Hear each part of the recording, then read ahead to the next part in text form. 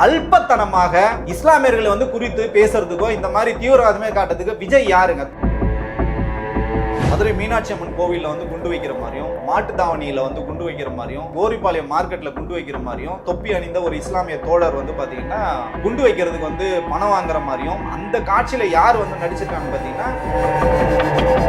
இவனுக்கெல்லாம் எங்கன்னா மானம் சூடு சொரணை ஏதாவது இருக்கா? கொஞ்சம் கூட வெக்கமே இல்லாம போயிட்டு குல்லா போட்டுக்கிட்டு நோன்பு திறக்கிறதுக்கு போறேன், செருப்ப கழட்டி அடிக்கணுங்க எவெல்லாம். விஜய் என்ன பண்றாரு, தூத்துக்குடி திருநெல்வேலி போகும்போது அன்னைக்கு சொல்றாரு என் படத்தை முடக்கினாங்க அப்படின்னு பேசுறாரு. அடுத்த நாள் இந்த படம் வெளிவருது. ஆதவர்ஜுனா சொல்றாரு 10 நாள்ல நாங்க பெருசா ஒண்ணு ரிலீஸ் பண்ண போறோம், நாங்க ஒரு பெருசா நாங்க கையில ஒரு பெரிய ஸ்ட்ராட்டஜி வச்சிருக்கோம். நீ எல்லாத்தையும் கோர்வையா பாத்தீங்கன்னா தெரியும்.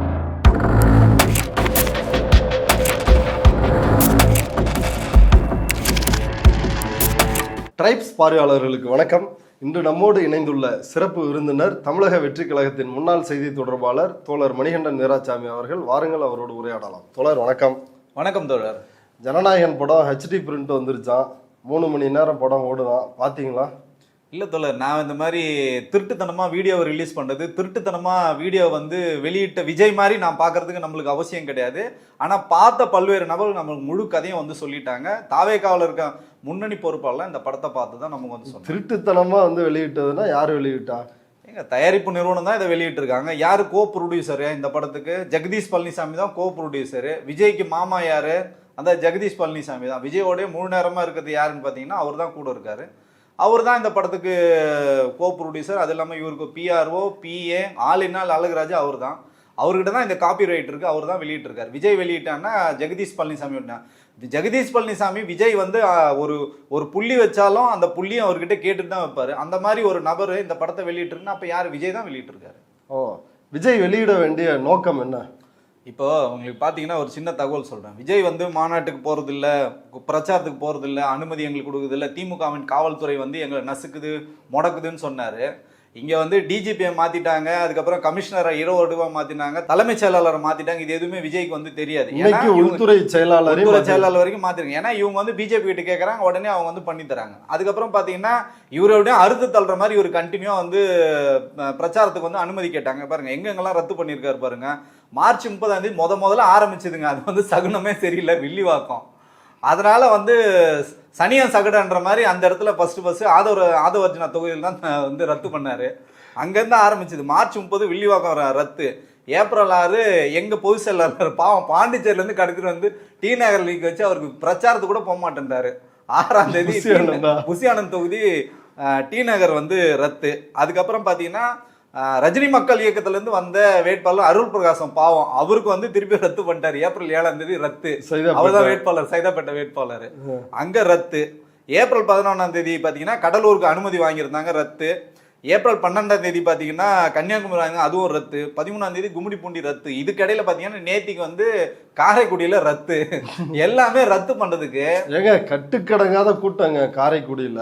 அங்க போய் சேர்றதுக்குள்ள மணி 2:30 ஆயிருச்சு, அனுமதிக்கப்பட்ட நேரம் முடிஞ்சிருச்சு. நாங்க தான் பார்த்தோம் நீங்க கட்டுக்கடங்காம எப்படி பண்ணீங்க. 22 மாவட்டத்துல இருந்து காசு கொடுத்து வண்டி டீசல் போட்டு ஆளுங்களை ஏற்பாடு பண்ணி டோலுக்கு பணம் கட்டி நீங்க அங்க வர வச்சுங்க. திருநெல்வேலியும் தூத்துக்குடி அப்படிதான். கோட்டர் கோழி பிரியாணியும் கொடுக்கறது இல்ல, கோட்டர் கோழி பிரியாணி கொடுக்கறது இல்ல, ஸ்ட்ரெயிட்டாவே நீங்க பணமா கொடுத்துறீங்க. அது அவங்களே பாத்துக்கிட்டோன்னு சொல்லி இதெல்லாம் வெக்க கேடுங்க. அதான் சொல்றேன், உள்ள இருந்தா நமக்கு தெரியும். இந்த கூட்டங்கள்லாம் நேத்திக்கு பாத்தீங்கல்ல, ஒன்னும் பெருசா கூட்டங்கள்லாம் கிடையாது. இவங்க கூட்டம் வரட்டும் சேர்த்து வச்சு ஸ்லோவா தான் வந்துட்டு இருக்காரு. விஜய் ஆடி அசைஞ்சு ரோட் ஷோவே உனக்கு கிடையாது. ஆடி அசைஞ்சு வந்தீங்கன்னா அப்புறம் எங்க உனக்கு இங்க அனுமதி கொடுத்த நேரத்துக்கு ஏங்க அப்படின்னா கூட உங்க காவல்துறை நீங்க பேசினா உங்களை கைதாவங்களா? என்னங்க பிரச்சனை உங்களுக்கு? தடையை மீறி பேசுங்களேன். சீமான் பேசுறாருங்க, 10 மணிக்கு பிரச்சாரம் முடியுது, 10:15 வரைக்கும் பேசிட்டு போறாருங்க. வழக்கு வாங்குங்க, பேசுங்க. சைக்கிளை ஓட்டு சாலையில விழுந்து அடிபட்டு இப்ப பாருங்க திருப்பி இந்த ஒரு வாரத்துக்கு இப்ப பிரச்சாரம்லாம் ரத்து. எங்க சாலையில விழுந்து அடிபட்டுச்சு அப்படிதாங்க செய்தி வருது. அடிபட்டுருச்சு, எங்க அடிபட்டுச்சுன்னு தெரியல. கேட்டா ஒரு வாரத்துக்கு பிரச்சாரம் ரத்துன்றாங்க. ஓகே, இப்போ விஜய் நேற்று பிரச்சாரத்தில் ஒரு விவாதிக்க வேண்டிய ஒரு விஷயம் என்னன்னா, அவருடைய தொண்டர்கள் அல்லது ரசிகர்கள் அவருடைய அந்த பிரச்சார வாகனத்தை இப்படி பிடிக்கும் பொழுது பவுன்சர்கள் காலாலேயே அவங்க இந்த ரசிகர்களோட கைகளை எட்டி உதைச்சு அவங்கள கீழே தள்ளுறாங்க. இதெல்லாம் விஜய்க்கு தெரியாதா? ஏன் தெரியாது? நல்லாவே தெரியும். தமிழகத்தை பிடிக்க போறாரு, தமிழக ஆட்சி கட்டில பிடிக்க போறாரு அவர். அதனால என்ன பண்றாங்கன்னா, அவர் ஆட்சி கட்டில் பிடிக்கணும், நம்ம முதல்ல அண்ணனை பிடிப்போம்னு சொல்லிட்டு இவங்க என்ன பண்றாங்கன்னா ஸ்டண்ட்லாம் அடிச்சு பிடிக்கிறாங்க. மேலே ஆள் வச்சிருக்காங்க. சிங்கப்பூர்ல இருந்து பவுன்சர் வர வச்சிருக்காரு. எங்க அண்ணன் மேலடா நீ கை வைக்கிறன்னு சொல்லிட்டு அவன் என்ன பண்ணா பூட்ஸ் காலில் மிதி. இது வந்து சிரிக்க வேண்டிய விஷயமே கிடையாது. ரொம்ப என்ன சொல்றதுன்னா இது மனித உரிமை மீறல், அப்பட்டமான மனித உரிமை. படத்துல வந்து யாருக்கு ஒரு பிரச்சனைனாலும் வந்து நிப்பாரு, எல்லாரும் சோட்டி அடிப்பாரு. அவன் கண்ணு முன்னாடி எல்லாரையும் போட்டு மிதிச்சிட்டு இருக்காங்க, வேடிக்கை பார்த்துருப்பாரு. நான் சொல்றேன்னா இவனுக்கு எங்கெங்க போச்சு அறிவு? அவர் வண்டியில போறாரு, அவர் எங்கேயோ போறாரு, இவனுங்க எதுக்கு வண்டியில போய் ஏறணும் உங்களை மிதிக்க தான் செய்வாங்க. நேத்திக்கு அதுக்கு முன்னால் பாத்தீங்கன்னா பவுன்சர் வச்சு தள்ளினாங்க, வாகனங்களை ஏறுறவங்களாம் அந்த பவுன்சர் வச்சு தள்ளினாங்க. சாலையில எத்தனை பேருக்கு அடிபட்டது. இது தொடர் கதையா இருக்கு. அதான் சொல்றேன், காவல்துறையும் சரி இந்த தேர்தல் ஆணையம் சரி இதெல்லாம் வந்து அவர் மேல கடுமையான நடவடிக்கை எடுத்தா மட்டும்தான் இதுக்கு தீர்வு கிடைக்கும். இப்ப விஜய் தரப்புல இருந்து ஜெகதீஷ் பழனிசாமி இவங்க தான் வந்து லீக் பண்ணியிருக்காங்க அப்படின்னு நீங்க சொல்றீங்க. ஆனால் காங்கிரஸ் எம்பி மாணிக்கம் தாக்கூர் வந்து என்ன சொல்கிறாருன்னா அமித்ஷா செய்த சதி, அவங்க தான் வந்து லீக் பண்ணாங்க அப்படின்றாங்க. ஆனால் சென்சார் போர்டு வந்து மறுப்பு தெரிவிச்சிருக்குது. ஒரு காங்கிரஸ்காரரே இதை சொல்கிறாரு. அவர் முதல்ல காங்கிரஸ்காரரே கிடையாதுங்க. அவர் பார்த்தீங்கன்னா மாண்புமிகு செல்வ பெருந்தகை தமிழக வந்து காங்கிரஸோட தலைவராக இருக்கு. அவரே பார்த்தீங்கன்னா சாதியின் பேரை சொல்லி இழிவாக பேசுகின்ற ஒரு மோசமான ஒரு அரசியல்வாதி தான் பார்த்தீங்கன்னா மாணிக் தாக்கூர்லாம் ஒரு அரசியல்வாதியே கிடையாது. அவர் பார்த்தீங்கன்னா காங்கிரஸில் இருக்கின்ற ஒரு ஆர்எஸ்எஸ் காரன் தான் நம்ம வந்து சொல்லணும். ஸோ அந்த மாதிரி அவர் வாய்க்கு வந்ததெல்லாம் எது வேணாலும் பேச, நம்ம அந்த மாதிரி வந்து பேச முடியாது. ஒரு படம் வந்து சர்ச்சைக்குள்ளா இருக்கு. இப்போ சென்சார் போர்டு வந்து சொல்றாங்க இதில் வந்து நாங்கள் இதை பார்த்துட்டு நாங்கள் திருப்பி கொடுத்துருவோம். இந்த படம் ஆக்சுவலாக இதுக்கு வந்து ஒரு கீ தருவோம், கேடிஎம்னு சொல்லி ஒரு பாஸ்வேர்டு வந்து கொடுப்பாங்க. அந்த பாஸ்வேர்டு இருந்தால் மட்டும்தான் நீங்கள் அந்த படத்தையே பார்க்க முடியும். மார்ச் மாதம் 17 சென்சார் போர்டு அந்த படத்தை பார்த்துட்டு உங்களுக்கு வந்து தயாரிப்பு நிறுவனங்கிட்ட கொடுத்துட்டாங்க. அவங்க வந்து அஃபிஷியலாக மறுக்கிறாங்க, நாங்கள் இதை வெளியிட வேண்டிய அவசியம் கிடையாதுங்க, எங்களுக்கு இதுக்கு சம்மந்தம். அவங்க பார்த்தீங்கன்னா இப்போ வழக்கு தொடுக்க போகிறாங்க. ஏன்னா இந்த மாதிரி ஒரு சம்பவம் நடந்ததே கிடையாது. இதுக்கு முன்னாடி இந்தியா முழுக்க எவ்வளோ படங்கள் வரும், காட்சிகள் வரும். இந்த படம் மட்டும் எந்த வந்திருக்குன்னா இதுக்கு பின்னாடி மிகப்பெரிய ஒரு சதி இருக்கு. என்ன சதி? யார் பண்ண சதி? இந்த சதி என்னன்னு பார்த்தீங்கன்னா திருவாளர் விஜய் அவர்கள் தான் இதை திட்டமிட்டு வந்து பரப்புறாரு. ஏன் நம்ம வந்து விஜயை நம்ம வந்து குற்றச்சாட்டு சொல்றோம்னா நம்ம ஆதாரம் இல்லாமல் நம்ம வந்து குற்றச்சாட்டுல. இந்த படத்தை நான் வந்து பார்க்கல, நீங்க முதல்ல கேட்டீங்க, நான் பார்க்கல. பார்த்த நிறைய நண்பர்கள் நமக்கு வந்து சொல்றாங்க, நிறைய சமூக வலைத்தளங்களே வந்து எழுதுறாங்க. இதிலேயே விஜய்க்கு வந்து இஸ்லாமியர் மேலே என்ன கடுப்பு என்ன காழ்ப்புணர்ச்சி நமக்கு வந்து தெரியல. அந்த படத்தில் நிறைய காட்சிகள் வந்து வச்சிருக்காரு. இஸ்லாமியரோட வெறுப்பு இவருக்கு வந்து ஒன்றும் இந்த படத்தில் தான் முதல்ல காட்சி வைக்கிறாரு. இஸ்லாமிய வெறுப்புலாம் கிடையாது. இதுக்கு முன்னாடி பார்த்தீங்கன்னா துப்பாக்கிலையும் அந்த மாதிரி வச்சிருக்காரு. பீஸ்ட் படத்துலையும் வந்து வச்சிருக்காரு. இஸ்லாமியர் வெறுப்பு, இந்தியாவில இருந்து இஸ்லாமியர்கள் வந்து கலவரத்தை தூண்டுற மாதிரி நிறைய காட்சிகள் வந்து வச்சிருப்பாங்க. அவங்க வந்து பாகிஸ்தானுக்கு தப்பிச்சு போகிற மாதிரிலாம் கலவரம் பண்ணிட்டு தப்பிச்சு போகிற மாதிரிலாம் நிறைய காட்சிகள் இருக்கும். அதே தான் இங்கே வந்து தொடருது.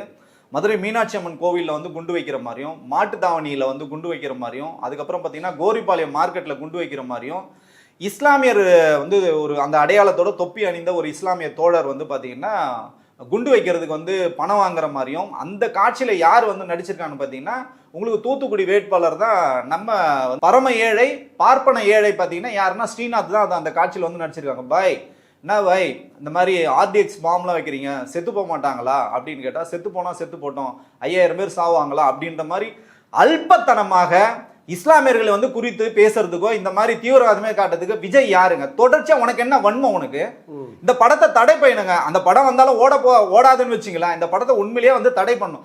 இவனுக்கெல்லாம் வந்து என்னன்னா மானம் சூடு சொரணை ஏதாவது இருக்கா? கொஞ்சம் கூட வெக்கமே இல்லாமல் போயிட்டு குல்லா போட்டுக்கிட்டு நோன்பு திறக்கிறதுக்கு வந்து போற. இன்னைக்கு பாத்தீங்கன்னா இஸ்லாமியர்கள் தொடர்ச்சியா இஸ்லாமியர்கள் வந்து தீவிரவாதியை காட்ட வேண்டிய அவசியம். இது மதசார்பற்ற நாடுங்க. இங்க வந்து இஸ்லாமியர்களும் இந்துக்களும் கிறிஸ்தவர்களும் இங்க வந்து அண்ணன் தம்பியா தான் பழகிட்டு இருக்காங்க. திட்டமிட்டு இந்த மாதிரி கலவரங்களை வந்து உருவாக்குன்ற காட்சிகளை இன்னைக்கு பாத்தீங்கன்னா அவர் மேல வழக்கு கொடுத்துருக்காங்க. தடா ரஹீம்னு தோழர் பாத்தீங்கன்னா உங்களுக்கு அவர் மேல விஜய் மேல வந்து இன்னைக்கு கமிஷன் அலுவலகத்தை வந்து வழக்கு தொடுத்து இருக்காரு. என்ன வெக்கக்கேடான விஷயங்க இதெல்லாம். வாய் கூசாம வந்து ஆதவர்ஜுனா பேசிட்டு இருக்காரு. நான் வந்து குரான் மேல சத்தியம் பண்ணி சொல்றேன், நாங்க வந்து பிஜேபியோட போக மாட்டேன்னு சொல்லிட்டு நீங்க வந்து சொன்னீங்க. அன்னைக்கே பாத்தீங்கன்னா பாண்டிச்சேரியில பிஜேபி ஆட்கள் தான் நீங்க வேட்பாளரா போட்டீங்க. இதே தானே இன்னைக்கும் நீங்க பண்றீங்க. அப்ப எதுக்கு உங்களுக்கு இவ்வளவு பெரிய இஸ்லாமிய வெறுப்பு? செருப்ப கழட்டி அடிக்கணுங்க எவ்வளவு.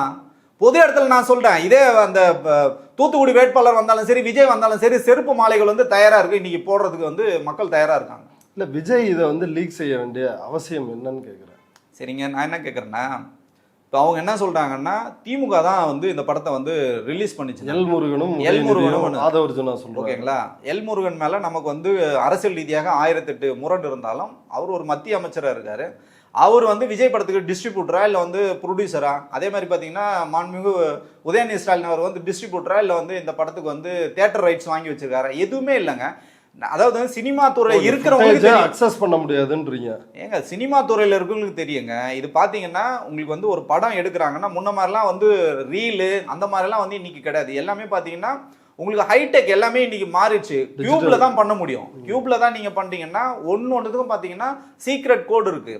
நீங்க வந்து கிளவுட்ல தான் பண்ண முடியும். இனி முன்ன மாதிரிலாம் நீங்க எதுவுமே பண்ண முடியும். இப்போ ஒன்றும் இல்லைங்க, ஒரு ஜூம்ல நீங்க என்கிட்ட வந்தாலே அந்த ஜூம்ல நீங்க எனக்கு பாஸ்வேர்ட்லாம் கொடுத்து அக்செப்ட் பண்ணா மட்டும்தான் ஜூம்லேயே நம்ம வந்து பேச முடியும். அந்த அளவுக்கு இன்னைக்கு இருக்குங்க. டெக்னாலஜி வந்து அவ்வளோ சேஃப் அண்ட் செக்யூரா இருக்கும்போது ஒரு முழு படத்தை, முன்னாடி விஜய் படம்லாம் வந்திருக்குங்க, இவங்களே திட்டமிட்டு நிறைய சீன்களை வந்து பரப்புவாங்க. படத்தை வந்து ஒரு ஹைப் கிரியேட் பண்ணுறதுக்காக சின்ன சின்ன சீன்களை வந்து கிரியேட் பண்ணும். ஆனால் இந்தியாவிலே பார்த்தீங்கன்னா முதல்ல ஒரு படம், அதுவும் பார்த்தீங்கன்னா HD பிரிண்ட்ல 4K குவாலிட்டி அவ்வளோ கிளீனாக இருக்குது. அதில் வாட்டர் மார்க் இருக்குது. உங்களுக்கு வந்து பார்த்தீங்கன்னா ஃபார் எடிட் பர்பஸ்ன்னு தான் இருக்குது. அதில் தேதியோடு இருக்குது. 14/1/2026 சொல்லிட்டு அந்த தேதியோடு இருக்கும்போது இதை வேற யாருமே வெளியிடுறதுக்கான சாத்தியமே கிடையாது. தயாரிப்பு நிறுவனம் தவிர வேற யாருமே இதை வெளியிடுறதுக்கான சாத்தியமே இல்லை. தயாரிப்பு நிறுவனர் வந்து பார்த்தீங்கன்னா இவரோட விஜயோட பயணப்படுறாரு. அவர் வேற யாருமே கிடையாதுங்க. கட்சியிலும் இருக்காருங்க. அவர் பார்த்தீங்கன்னா துணை பொருளாளராகவும் இருக்காரு, ஜெகதீஷ் பழனிசாமி. அப்ப நீங்க யார் மேலேயே பழி சொல்றீங்களா? உதயநிதி ஸ்டாலின் எப்படி இங்க வந்தார்? எப்படி அவர் வந்து வெளியிட முடியும் சொல்லுங்க? எனக்கு புரியவே இல்லை. எனக்கு ஏன் வந்து இப்போ அவர் சிறுபான்மை காவலர் அப்படின்னு வந்து அப்படிதான் தன்னை காட்டிக்கிறாரு. இஃப்தார் நோன்புக்கெல்லாம் போய் நோன்பெல்லாம் திறக்கிறாரு. ஏன் இஸ்லாமியர்களுக்கு எதிராக இப்படி ஒரு காட்சிகளை வந்து வைக்கிறாரு தொடர்ச்சியா? சரிங்க, நோன்பு திறந்துட்டு அவர் இஸ்லாமியர்களோட தோழனா? அப்பனா நீங்க வந்து திருப்பரங்குன்றம் பத்தி எரிஞ்சுது, திருப்பரங்குன்றத்தில் அவ்வளோ இஷ்யூ நடந்தது, ஏன் நீங்க வந்து வாய் திறந்து பேசவில்ல? அப்பெல்லாம் எங்க உங்க வாய் எங்க போச்சு? வாய் வந்து அப்போ வராதா உங்களுக்கு? இப்போ இந்த படத்துல இவ்வளோ காட்சி வச்சு ரசிச்சு ரசிச்சு இந்த சீன்களை வச்சிருக்கீங்களா? குண்டு வெடிக்கும் சீன்களை வச்சிருக்கீங்களா? நீங்க உங்களுக்கு அறிவு இல்லையா? நீங்க தானே அந்த படத்தோட ஹீரோ, நீங்க தானே கோ ப்ரொடியூசரா இருக்கீங்க. அப்ப இந்த காட்சிகள்லாம் எப்படி? நீங்க அதை சொல்றேன்னா தொடர்ச்சியா இவர் வந்து இஸ்லாமியர்கள் வெறுப்பு வந்து காமிச்சிட்டு தாங்க இருக்காரு. ஆனா நீங்க வந்து அரசியலுக்காக பாத்தீங்கன்னா நான் சிறுபான்மையின் காவலன், நான் அதே மாதிரி பாத்தீங்கன்னா எனக்கு வந்து எல்லாரும் ஓட்டு போட்டீங்கன்னா நாட்டிய தலைகீழா மாதுன்னு சொல்லிட்டு தற்கூரித்தனமா பேசிட்டு இருக்காரு. இன்னைக்கு இஸ்லாமியர்கள் வந்து பாத்தீங்கன்னா மத சிறுபான்மையினா இருக்காங்க. இங்க இந்தியாவில் சுதந்திரம் கிடைக்கிறதுக்கு பெரும்பான்மையா பாடுபட்டவர்கள் வந்து இஸ்லாமியர்கள் தான், நம்ம சகோதரர்கள் தான் அவங்க. திரு விஜய் அவர்கள் வந்து அரசியலுக்காக நீங்க வந்து ஒரு கருத்தை சொல்றீங்கன்னா உள்ளபடியே நீங்க அதை வந்து ஆய்வு பண்ணி நீங்க வந்து பேசணும். உங்களுக்கு என்ன இஸ்லாமியர் வெறுப்பு வேணா இருந்தாலும் ஒரு பொது தளத்துல ஒரு படத்துல வந்து நீங்க அந்த மாதிரி காட்டுறது உள்ளபடியே நமக்கு வந்து அதிர்ச்சி அளிக்குது. ஆனா இது எதுவுமே தெரியாம ஒரு குல்லாவை போட்டு விட்டு இஸ்லாமியர்கள் வந்து எங்க பின்னாடி இருக்காங்க, அவர் தான் இஸ்லாமியர் காவலன்னு சொல்றதான் உள்ளபடியே அப்பட்டமான அயோக்கியத்தனமான அரசியல் வந்து விஜய் வந்து கையில் எடுத்திருக்காரு. இது ரொம்ப ஆபத்தானது. ஏன் நம்ம இதை சொல்றோம்னா, தமிழ்நாடு இங்க வந்து அமைதியான ஒரு மாநிலங்க. இங்க பாத்தீங்கன்னா பல்வேறு கலவரங்களை தூண்டுறதுக்கு முயற்சிக்கு பண்ணிக்கிட்டே இருக்காங்க. இன்னைக்கு நீங்க பாத்தீங்கன்னா எலெக்ஷன்ல பாத்தீங்கன்னா வட மாநிலத்துல இருந்து நிறைய அரசியல் தலைவர்கள், பிஜேபி தலைவர்கள் தமிழ்நாட்டில் வராங்க. இப்ப இந்த மாதிரி ஒரு சூழல்ல இது எதுவுமே தெரியாம வெறும் திரையில வந்து விஜய் அவர்களை பார்த்துட்டு விஜய் வந்து அதே போலதான் இருப்பாருன்னு சொல்லிட்டு அவரை கண்மூடித்தனமா நம்பிக்கிட்டு பல விவரம் தெரியாத இஸ்லாமிய அப்பாவி இளைஞர்கள் வந்து விஜய் பின்னாடி போறதை வந்து தடுத்து நிறுத்த வேண்டியது நம்மளோட கடமையா இருக்கு. நிச்சயமாக இந்த எலெக்ஷன்ல வந்து இஸ்லாமிய அமைப்புகளும் சரி, சிறுபான்மை சமூகத்தில் சார்ந்தவங்களும் சரி, வெகுஜன மக்களும் சரி இன்னைக்கு விஜய் வந்து புறக்கணிக்க தயாராயிட்டாங்க. அது களத்துல எதிரொலிக்க போகுது. விஜய் ஏன் இப்படி ஒரு படத்தை வந்து லீக் செய்யணும்னு நீங்க சொல்றீங்க? நல்லா தெரிஞ்சுங்க, விஜய் பாத்தீங்கன்னா சினிமா வாழ்க்கையில இருந்து வந்துட்டாரு. இதுதான் கடைசி படம்னு சொல்றாரு. அரசியலுக்கு நான் வந்துட்டேன்னு சொல்றாரு. ஆனா அவர் எதிர்பார்த்த ஆதரவலை இங்க எதுவுமே கிடையாது. தொடர்ச்சியாக பிரச்சாரங்களை வந்து கேன்சல் பண்ணிட்டு இருக்காரு. மக்கள்கிட்ட அவருக்கு வந்து பெருசாக எழுச்சி இல்லைனால ஒரு கலவரத்தை வந்து தூண்டணும்னு நினைக்கிறேன். இந்த படத்திலே பார்த்தீங்கன்னா இது முழுக்க முழுக்க பார்த்தீங்கன்னா இவர் வந்து விஜயோட என்ன சொல்றதுன்னா அவரோட மேன்மைகளை எடுத்து சொல்ற மாதிரி இவர் வந்தால் தான் நாட்டையே திருத்த முடியுன்ற மாதிரி ஒரு பிரபகண்டா ஏற்படுத்துகின்ற படம் தான். மக்கள்கிட்ட ஒரு கொந்தளிப்பை ஏற்படுத்தணும். இது நீங்கள் இஸ்லாமியர்களை நீங்கள் இவ்வளோ தூரம் தீவிரவாதியில் காட்டுறதுக்கு காரணம் என்னன்னு பார்த்தீங்கன்னா, காஷ்மீர் ஃபைல்ஸ், கேரளா ஸ்டோரி மாதிரி இந்த படமும் ஒரு பிரபகண்டா படம் தாங்க. இஸ்லாமியர்களுக்கு எதிராக நீங்க வந்து தொடர்ச்சியா நீங்க எதுவும் பண்ணிட்டு இருக்கீங்கன்னா என்ன நீங்க இதுல காட்ட வரீங்க? என்ன பேசுறதுக்கு உங்களுக்கு என்ன? ஆனா RSS பிஜேபி சித்தாந்தத்துக்கு எதிரா இருக்குது மாணிக்கம் தாக்கூர் சொல்றாரு. மாணிக்க தாக்கரே ஒரு RSS காரன் தாங்க. காங்கிரஸ் இருக்கிற ஒரு RSS காரன் அயோக்கியம் தான். யாராவது இதை ஆதரிச்சு பேசுவாங்களா? ஏங்க நமக்கு மாற்று கருத்து இருக்குங்க. மத்திய அரசாங்கம் மேல மாற்று கருத்து இருக்கு. சென்சார் போர்டு இந்த விஷயத்துல பண்ணதெல்லாம் தவறு தான். ஏங்க எல்லாருமே குரல் கொடுத்தாங்க. இப்போ ஒன்றும் இல்லைங்க, உங்களுக்கு புரியுற மாதிரி ஒரு விஷயம் சொல்றேன். விஜய் என்ன பண்றாரு, உங்களுக்கு வந்து தூத்துக்குடி திருநெல்வேலி போகும்போது அன்னைக்கு சொல்றாரு, இது வரைக்கும் பேசாத விஜய் அன்னைக்கு பேசுறாருங்க, என் படத்தை வந்து முடக்கினாங்க அப்படின்னு பேசுறாரு. அடுத்த நாள் இந்த படம் வெளிவருது. அப்ப இதுக்கு எதுவுமே காரணம் இல்லைன்னு நீங்க சொல்லுவீங்க. ஒன்னோட ஒன்று முடிச்சு போட்டு நீங்க பார்க்கணும். ஆதவ அர்ஜுனா சொல்றாரு, 10 நாள்ல நாங்கள் பெருசாக ஒன்று ரிலீஸ் பண்ண போகிறோம், நாங்கள் ஒரு பெருசாக நாங்கள் கையில் வந்து ஒரு பெரிய ஸ்ட்ராட்டஜி வச்சுருக்கேன்னார். நீ எல்லாத்தையும் கோர்வையாக பார்த்தீங்கன்னா தெரியும். அவர் சொன்ன அடுத்த நாள் இந்த படம் வந்து வெளியிடுது. அதுவும் 4K குவாலிட்டியில் முழு படமும் வெளியே இதை வெளியிட்டது பார்த்தீங்கன்னா எவ்வளோ அவதூறுகளை பரப்பினானுங்க. PR ஏஜென்சி அவரோட தனிப்பட்ட வாழ்க்கையை, அந்த கோர்ட்டில் நடந்த அந்த விஷயத்தை பார்த்தீங்கன்னா டாக்குமெண்ட் எடுத்து போட்டு பிஆர் ஏஜென்சி தான். இதுக்கு முன்னாடி ஒரு மாநாட்டுக்கு போகும்போதும் சரி, கூட்டத்துக்கு போகும்போதும் சரி, கலவரத்தை உண்டாக்குங்கன்னு சொல்லி திமுக மேலே பழி போடுங்கன்னு சொன்னதும் இதே பிஆர் ஏஜென்சி தான். பல்வேறு ஆடியோக்கள் வந்து முன்னாடி நம்ம வந்து கேட்டிருக்கோம்.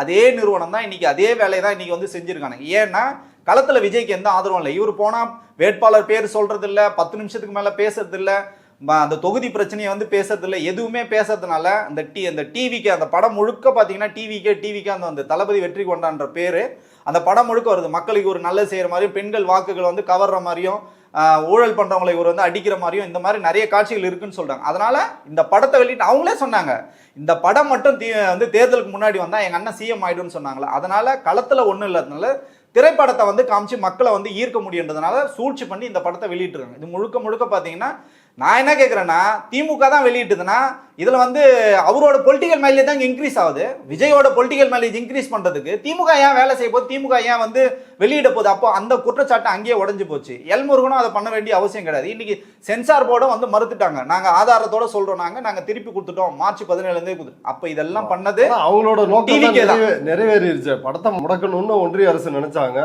அதான் அவங்க முடக்கிட்டாங்க. ஏங்க முடக்கவே வேணாங்க, அந்த படத்தை ஒண்ணுமே இல்லைங்க. படத்தை பார்த்தவங்க சொல்றாங்க இது ஒரு குப்பை படங்க, இதுக்காங்க இவ்வளோ பெரிய பில்டப் பண்ணாங்க. படத்தை முடக்கிறாங்க. இவங்களுக்கு வந்து தெரிஞ்சிருக்கு இந்த படத்துல ஒண்ணுமே இல்லை, இது ஒரு குப்பை படம், 10 நாள் கூட தியேட்டர்ல ஓடாதுன்னு தெரிஞ்சதுனால தான் இவ்வளோ பெரிய பில்டப் பண்ணி அந்த படத்தை ஆல்மோஸ்ட் எல்லாம் பார்த்துருக்காங்க தமிழ்நாட்டில். நம்ம தான் பார்க்காம இருக்கோம்.